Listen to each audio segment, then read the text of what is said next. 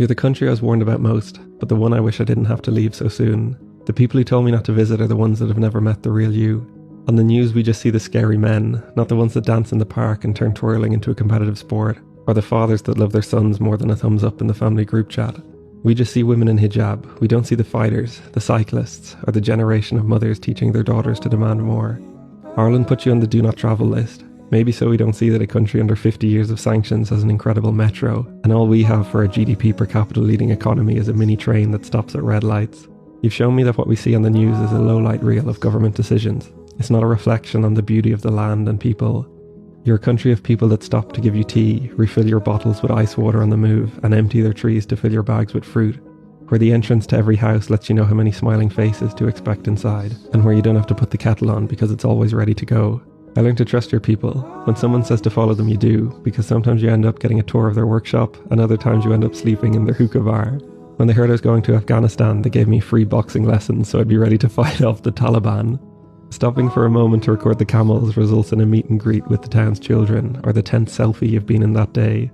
Some nights I spent in the city, others were camping halfway up the tallest mountain in the Middle East, eating proper baked beans for the first time in months and waking up to shepherds at 5 a.m. But I didn't have to cross the mountains alone.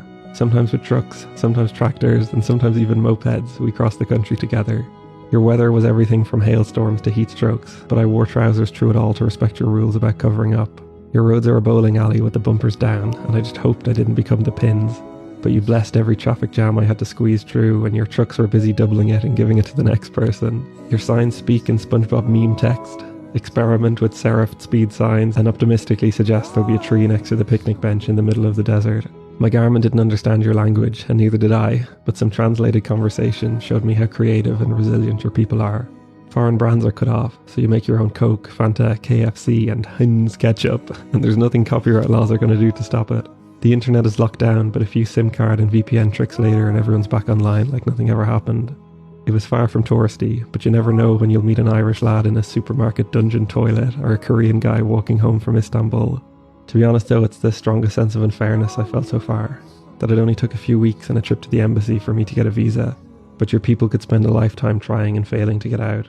Where I become a multi-millionaire overnight, but some of the smartest and hardest working people I've ever seen make a few euro a day. I hope the optimism they have for the future is correct, and it won't be long until everything improves. Until then, thank you for the last month, keep pushing for more, and I can't wait to meet again.